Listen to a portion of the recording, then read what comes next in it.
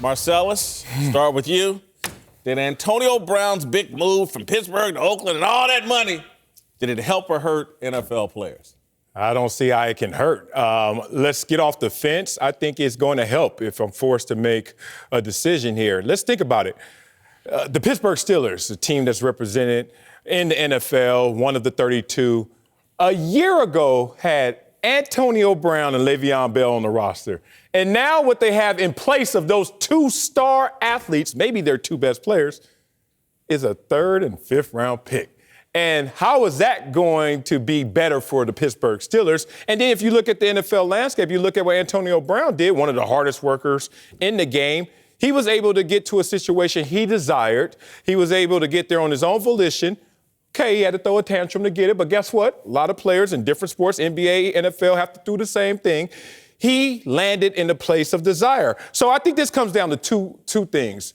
The word self-ish or the word selfless has the same root word, self. A lot of times fans get diluted. A lot of times we get lost in the sauce and not understanding what that self is about. This is a business, and he made a business decision about him, the corporation, himself.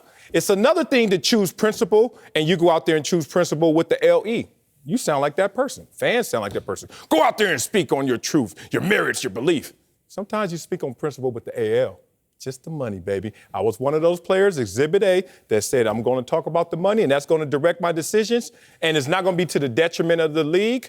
I think it's going to be to Antonio Brown's favor. He landed somewhere he desired.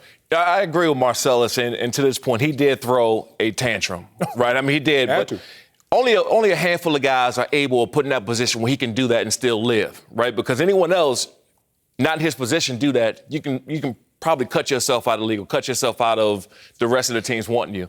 Now, you might have a problem with what he said and how he went about it. Some of the sit-downs and it's going to be my way or the highway, Mr. Big Chest. And I had a problem with the way he went about it. But what he did was he just paved the way for so many other guys who can't come out and say anything. Because you got to understand with the NFL and really any powerful corporation, most of the things are done behind the scenes. Right? So anytime a player or anyone speaks out, they become selfish. They become, oh, why don't you just shut up? You're making $15 million this year anyway. Well, if you deserve 20, you should complain because you're making 15. Yeah. It's just the nature of the business. So the NFL player is always in a bad spotlight for saying something. What he did was he just took the bullet for everybody. I'm going to look like the bad person. I'm going to do what I need to do to get out of this organization, and I'm going to end up where I want. Now, I was in the same, kind of sort of the same situation of going to Buffalo. I got waived from the Chargers, and then Buffalo, ended up picking me up because they had the worst record at the time. I was scratching and screaming. I didn't want to go. I told him, I called Buddy Nix. Buddy Nix was third in command there with the Chargers behind A.J. Smith and general manager. He was now the general manager with the Bills. Buddy Nix called me and said, hey, we want you to come. And I said, Buddy, I don't want to come to Buffalo. Period. I'm not coming. I'm not getting on a plane. Buddy Nix called me 2 hours later after I hung up the phone on him. Called me 2 hours later and said, hey, guess what? We just put your contract in and you're coming to Buffalo. I had no say-so. Now, I ended up enjoying Buffalo, and they paid me well to stay there. Right. But, it was a different story because I did not want to go. And instead of making a big fuss publicly because I didn't want to be that guy where I'm walking into an organization seems unselfish, I didn't say anything. I want to add another layer. I want y'all to just think this through with me. AB on his way out the door to get this money, to secure the bag. He trashed Big Ben, he trashed Mike Tomlin, and he trashed the Rooneys. So again, there's a way to get the bag without stepping on a bunch of other people, because that's all this is about. Drew Rosenhaus put this dude in a bad contract, and he needed to fix that contract. Bad contract? Yeah, in a bad. Just a better one came the year after, but below market. There was a reason why they did an extension, and then they restructured the extension last year or in 2018, trying to fix. Sometimes your agent does you a disservice, and then they create this whole big mess. And AB's picking fights with Ben, Tomlin, the Rooneys, all to fix his contract. That's what this is about. He stepped on a bunch of other people and embarrassed the Rooneys. Now they're trading for a third and a fifth. Trust, there's going to be hell to pay for what AB just did. The man wanted the money. He should have been man enough. Him and Rosenhaus should have been man enough to say, All this is about is more money. Pittsburgh wasn't going to give it to him. And you're going to get mad at AB because he got hip to the program that they were playing in silence in the background. Like Sean just said, here's the music that was playing in the locker room, not that something that we know from the outside in the vantage point. He was hip to this. AB was like, wait a minute. I'm 31. We know in the NFL, once you hit 30, they're already sniping you. We know that by birth certificate. He's like, I'm 31.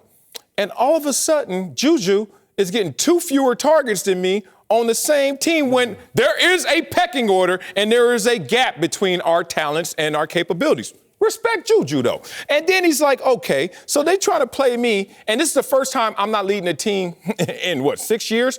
And pass completions, receptions, and also yardage. Oh, I led the league in touchdowns, but guess what I'm starting to hear?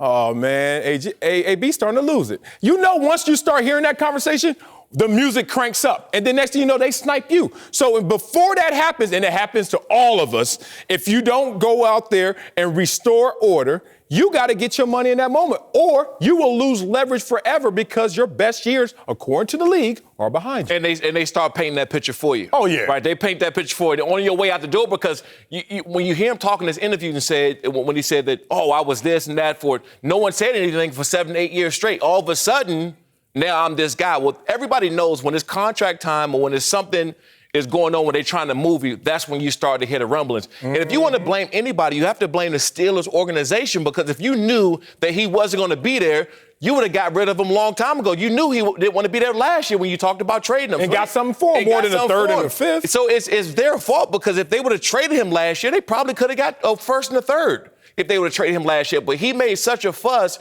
and such a big deal before he got out of there. Teams knew he was going, so they wasn't going to get anything more than a third and a fifth anyway. Hey, Whitlock, you hear that music? You hear that? Juju, team MVP. Man, they were playing that song loud. And he said, finally, I know what to dance to. I'm out of here. Look, man, history is our best indicator. Mm-hmm. And again, this Drew Rosenhaus went through this with Terrell Owens. Forced his way out of Philadelphia, got more money in Dallas. Again, I'm just telling you, everybody is sitting around, oh, my God, we free. Look, this is new leverage. None of that this is all history repeating itself. I just have AB, Terrell Owens, Drew Rosenhaus. When T.O. was there, he went after Andy Reid, he went after Donovan McNabb, and eventually went after the Philadelphia organization. Got released, went to Dallas and got more money. Oh, did AB just went after the quarterback, went after the coach, went after the organization?